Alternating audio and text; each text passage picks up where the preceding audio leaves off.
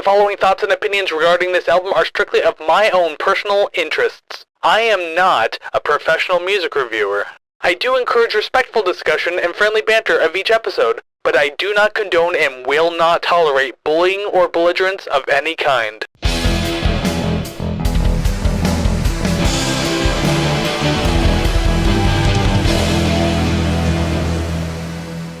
Well, hey there, everybody, and welcome to another episode of the Rate the Record podcast, episode 106, just chugging right along now.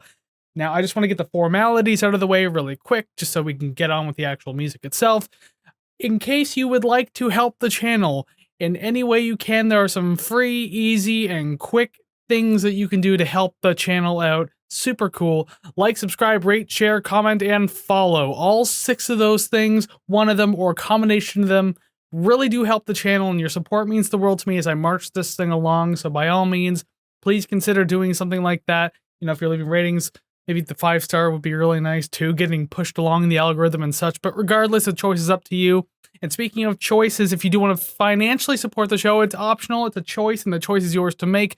Ko-fi.com/ratetherecord. You can go over there, join the RTR Club, $5 a month. That'll get you supporting the show in like kind of a separate community and everything like that. Early access to these episodes, the ILTS, and maybe the NMR. But those are usually done like the day before I release them, so I don't know how early I can release those. And I'll start taking requests through the RTR Club. So if any of that sounds appealing to you, and I'll think of more as I go along as well, Ko-fi.com/ratetherecord. But the good news is, not only is it in the link in the description below of wherever you're listening, there's another link down there too that has everything that I kind of just mentioned, and that is ratetherecord.ca. One more time, ratetherecord.ca. The streaming links, social media links. If you want to get some RTR merchandise, there's going to be that there. And of course, that Ko-fi link is there. So once again, ratetherecord.ca to keep up to date on everything that I'm doing with the podcast and beyond. Wish. There we go. There's the formalities. But if you've been to this podcast before, you know that's something I gotta do, get out of the way, and gotta advertise a little bit. So welcome back to the show, by the way. Glad that you're deciding to join me again and be here. But if you are new to the podcast, well, first off, welcome to the podcast. I hope you enjoy your stay, have fun, and I hope that you will be a repeat listener / watcher / however you're consuming this podcast. But this also probably means that you don't know what I do here on the podcast or have a very limited idea of what I do. So each week, I will choose an album. It could be of my own choice, fulfilling requests, like an anniversary special occasion type deal, but regardless, I will choose one. I will listen to the whole thing on this episode, but obviously in chunks, so that way I don't get screwed over by copyright. I will let you know my opinions on the song, opinion on the album, and then towards the end there, I will rank the songs and rate the record, just like the title implies. So there you go. In case you were wondering why it was called Rate the Record, you probably weren't. So then that means I've told you everything I need to about that, so we can finally move on with today's episode 106. This is one of the requests that we did not fulfill in season 5.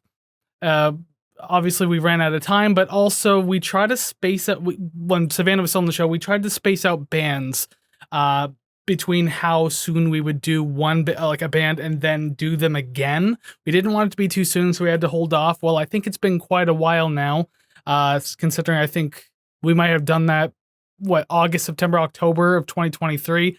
So I think it's finally time to pick up on this particular request that we got a little while ago. And this will be the 3rd time I've now checked out the band Sloan on this show, but today is their 1996 album, One Chord to Another. So let me tell you a bit about this album itself. One Chord to Another is the 3rd album by indie rock band Sloan. The album was released June 12, 1996 in Canada, and March 11, 1997 everywhere else. The album was recorded at Idea of East Recording Studio based out of Halifax, Nova Scotia, Canada, and released through Murder Records and The Enclave in the United States. The band themselves acted as producers for this album, along with Lawrence Curie, who also worked with Wintersleep, Hey Rosetta, and more. The band consists of singers and multi-instrumentalists Jay Ferguson, Chris Murphy, Patrick Pentland, and Andrew Scott. The album received some decent acclaim. AllMusic gave it 4.5 out of 5 stars, Rolling Stone gave it 3.5 out of 5 stars, and Entertainment Weekly gave the album a B+. The album was certified gold in Canada and stands as the band's most popular release to date. This project also won the 1997 Juno for Best Alternative Album. The album spawned 3 singles: The Good in Everyone, Everything You've Done Wrong, and The Lines You Amend. And with those little album factoids out of the way, I guess it's time to actually get started listening to this thing. So next to me on the screen here, but of course audio listeners, just bear with me, would you? On the screen with me for the video viewers is the Spotify listing for this album, all 12 songs that we'll be listening to today. And if you want to listen along with me, obviously I'm not listening to the whole song, it's just a few second chunks and everything, again, to avoid copyright. If you want to listen along with me, you can just pause the video, listen to the song, and then hear my opinion about it, and you can also have your opinion about it as well. With that out of the way, let's get this thing started for real, for real. So the first song on this, one of the bigger singles that I'm at least aware of, The Good in Everyone. So we get a live bit to start the album, I guess.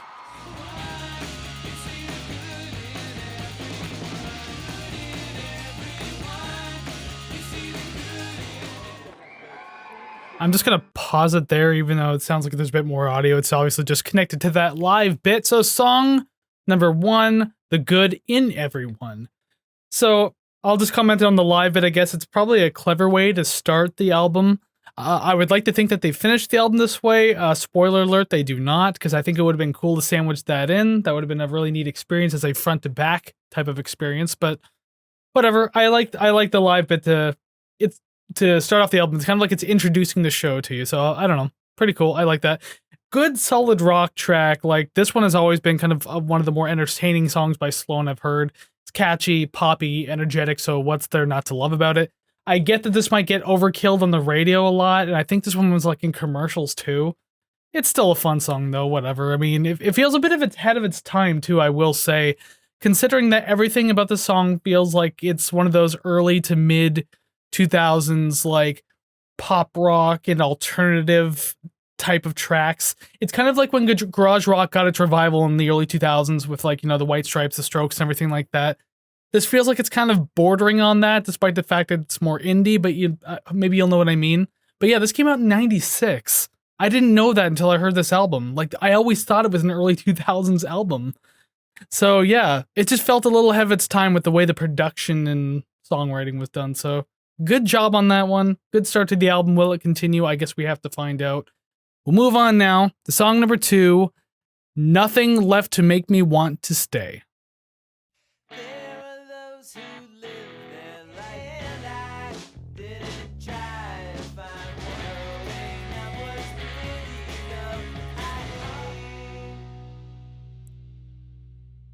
Alrighty then, as quickly as that was on, it's now gone. Song number 2, Nothing Left to Make Me Want to Stay. I have to keep like double checking the title, especially with these longer ones, because I feel like I'm going to screw it up. But again, another fun poppy style of track. It still has some energy to it, but it's not as exciting as the opener. So that's not necessarily a bad thing or anything. You don't have to constantly, consistently match that energy, but it is a step down from the opener at the very least. And I will say it's a bit of a weaker composition as well. I mean, it's not necessarily terrible, but especially in comparison to the first track, it just, I don't know. There was a lot about it that felt lacking, and I didn't care for the choppiness that was mainly brought on by the drums through those verses. Like, the chorus was fine because it just ran, but like, I don't know, the verses were just a little tedious to get through at some points. I don't know. It's fairly abrupt, obviously. What's 2 minutes and 36 seconds, and you don't really get much beyond that initial first chorus, so don't expect too much, although you shouldn't expect too much because, again, it's 2.5 minutes, so it is what it is. And I'll tell you more about the score a little later, but first we got to move on to song number 3. It's called Autobiography. Wow, there was a lot of rhymes in there, and that was unintentional. That's not planned. Song number 3, Autobiography. Let's go. I'm riding young and gifted in my esteem. On the mirror in my bathroom,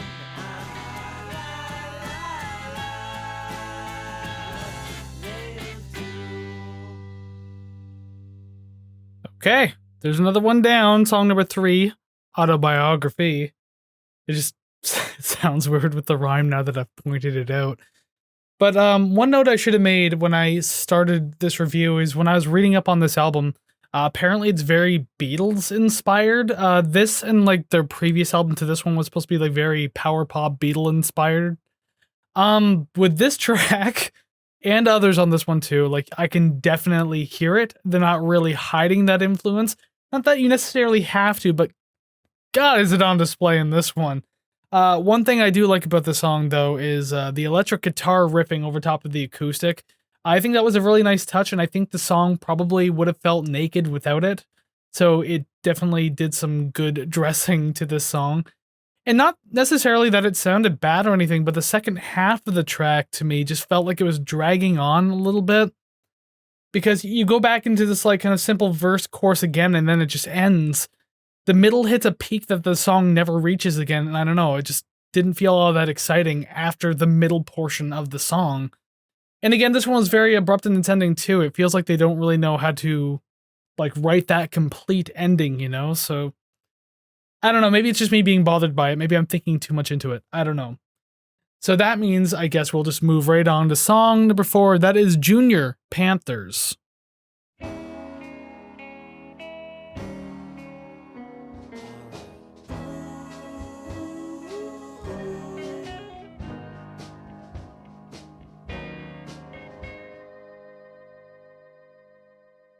And cutting it off there. There you go. Because it's the end of the song anyway. Song number 4, Junior Panthers. It's just far more Beatles fodder at this point, which, again, isn't necessarily a bad thing, but at the same time, it's just kind of like, I don't know, the song, I mean, not the song, but this album feels like it's kind of losing its originality a lot when it plays too heavily into its influence. In the first song, again, The Good and Everyone was kind of like a good sound for them. But now they're kind of like 2 songs in a row of sounding like another band. So I don't know. It just maybe I'm just too bothered by it. I don't know. I think that the piano work, in the heavy usage of melodies, harmonies in this song definitely play a lot into that idea as well. Because I mean, I don't know. Listen to some of the Beatles work and you'll hear those exact same things. But again, with these songs feeling incomplete too, like this one just kind of like wrapped up especially quickly. It was just finishing out one of those like drawn out courses and that just wrapped up. I don't know, like I'm fine with these quieter, softer, more somber feeling tracks, but like they never feel fully flushed out. A lot of these just kind of feel like ideas that they planned on finishing later. And this is just another example of it. So I don't know. It's a little bothersome sometimes. I will say that much. Obviously, I'm not hiding it well in my face if you're watching the video version of this. There's not a whole lot for me to say, though. It's not a fantastic song. It's not a terrible song. There's not much going on in it, so I don't know what else you want me to say. So we might as well just move on to song number 5, G Turns to D.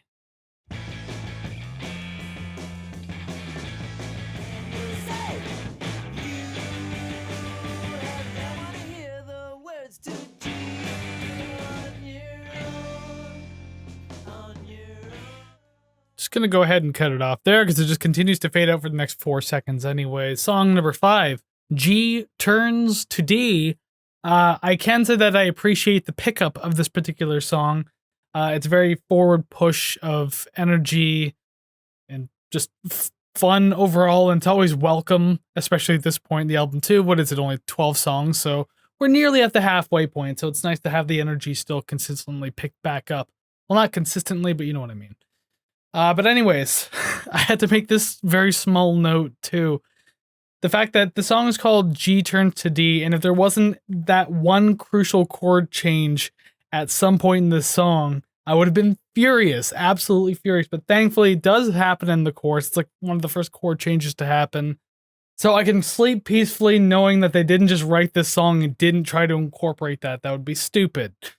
But overall with the song, it's not bad. I feel like we needed this one. Pick up the energy a little more, as I said. And I don't know. I don't really have a bad thing to say about the song. It wasn't like the most standout thing to have happen, but it's a good placement on the album considering the rest of the list and everything like that. With that said, we move on to the halfway point now. Very bold title. Song number 6, A-Side Wins. Well, will it win? We'll find out later.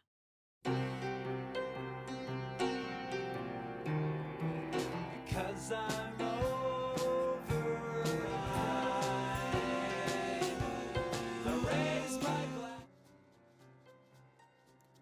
Okay, there's a long fade out, so I'm just going to pause it there so we don't have to wait another 10 seconds or 12 seconds at that point. Song number 6, the A-side, or just A-side wins, not the A-side. And that is the end of the A-side of the album too, so clever titling, I guess, I don't know. So with this song, more Beatles fodder, because I'm definitely getting like that Eleanor Rigby kind of melody out of this track, especially like vocally, especially in the verses. Tell me that you can't hear that. Go back and listen to Eleanor Rigby, listen to the song, and tell me that you can't hear where they got the inspiration from on this one. Again, playing a little too heavy into some of the things that they like a lot, which, again, you gotta be careful with how you do that, you know? It's crazy. I do like the good punchy snare, though, at the very least. It's kind of a slow-paced song, but that snare just kind of punches at like, all the right moments. That's what I meant to say. I do enjoy that, and that match with like the pacing, as I said, kind of works very well in its favor at the very least. A very strange turn towards the end there, though. It kind of switched up to just being like the piano outro for a long time too. Again, they didn't know how to wrap up the song, and so they just went with this very long extended piano outro that just faded for like 35 to 40 seconds. And I get that we're about to go on to the B side of the album, you flip it over, and so it just acts as like an end to the A side. It's just, I don't know. I still felt like it was very unfitting, still anticlimactic. They don't really know how to write endings on this album, do they? Like, oh my god. I don't remember what I said about the previous Sloan albums and if they did the ending thing or not. But this one's standing out to me, and it's getting to be a bit frustrating at this point. It's okay if you do the anti-ending thing every once in a while, but they're doing it a lot so far. So let's see if the B-side wins, at least with its endings, or whatever they can do with it. Song number 7 now, Everything You've Done Wrong.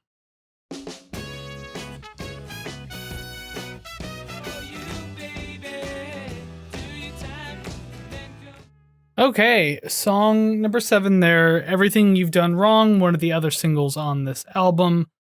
Not tons to say for this one. It is catchy and bouncy enough, I will say that, but I don't know. Maybe it's just me and my old bitter nature again, but this one just feels really cheesy. I don't know. I'm just trying to enjoy it for what it is, but I don't know. Just not my thing, obviously, but it is still a fun song. I can see that much. I can see why kids love the taste of Cinnamon Toast Crunch. I'm not a complete monster. Considering the clean tones throughout this whole thing, too, I will say that the production's pretty solid. Everything has that very soft and warm feeling to it, so I can give it that much. But again, this one's just, it's not for me, but it's not the worst thing I've ever heard either, so I'm kind of like in the middle about it, but I can see why it's a single. Let's say that much. Like I can see the mainstream appeal of a song like this. So I'm gonna leave it there because that's all I have to say about it anyway. So we'll move on to song number 8, Anyone Who's Anyone.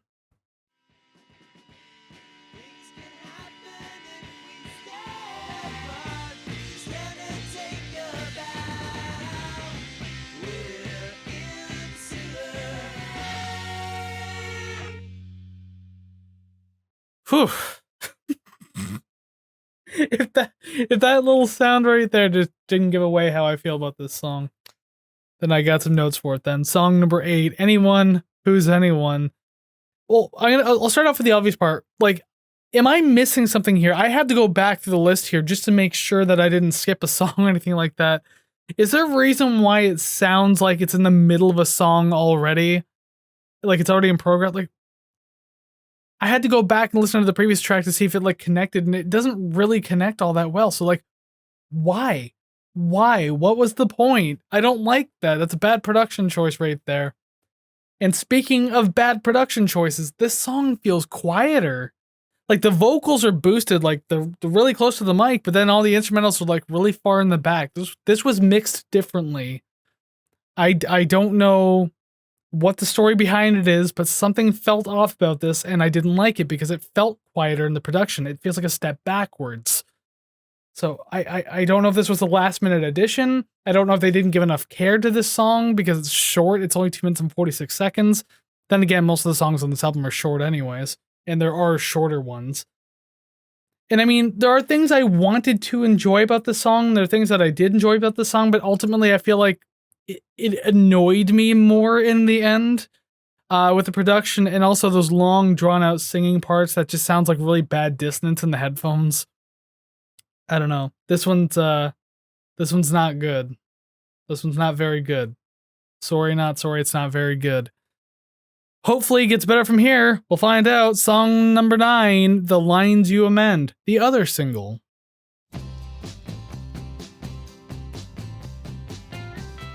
Swimming out to sea, trying to find something else. You'll always come to mind when. Oh, look, another one. Another abrupt ending. That just, I don't know.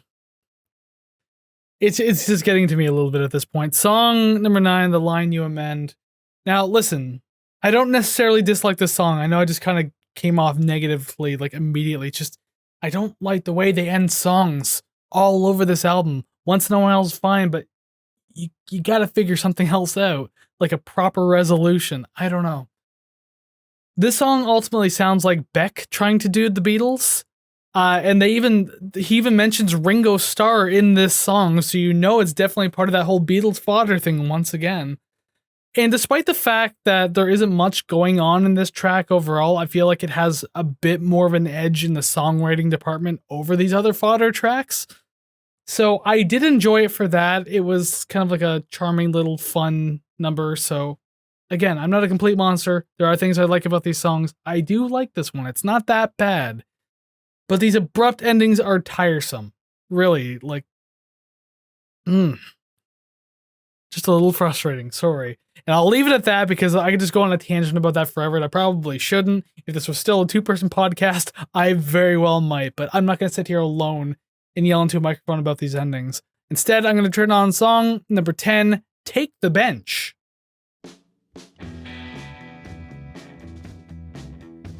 This year yields something, but she hasn't any feeling.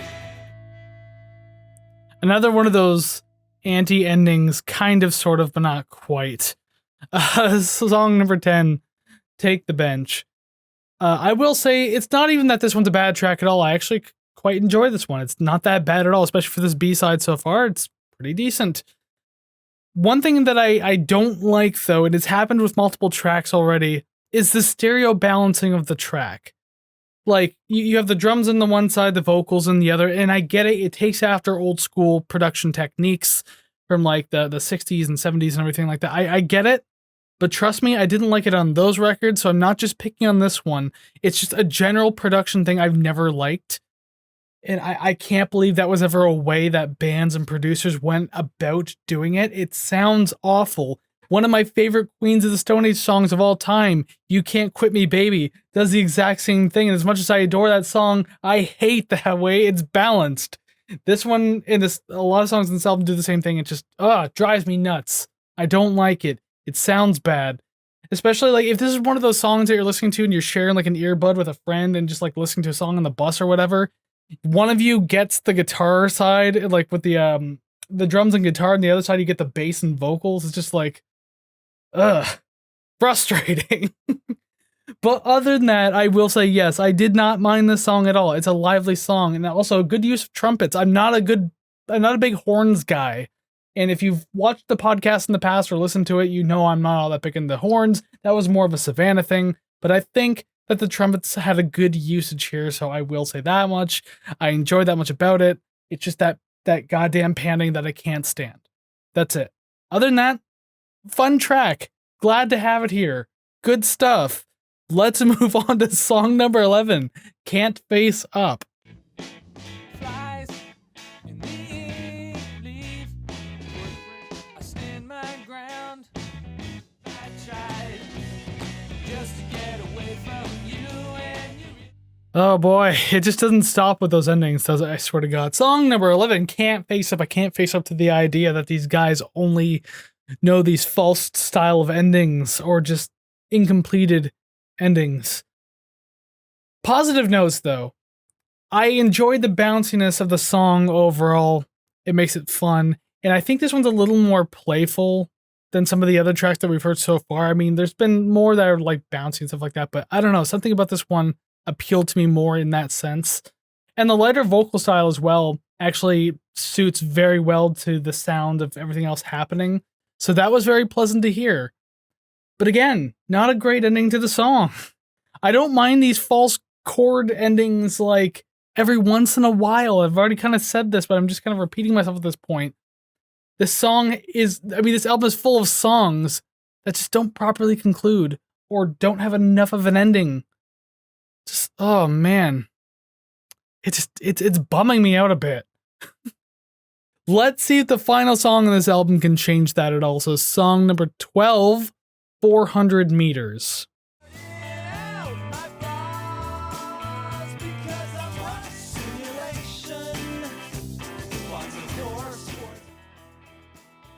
Okay, I'm going to cut it off pretty early there.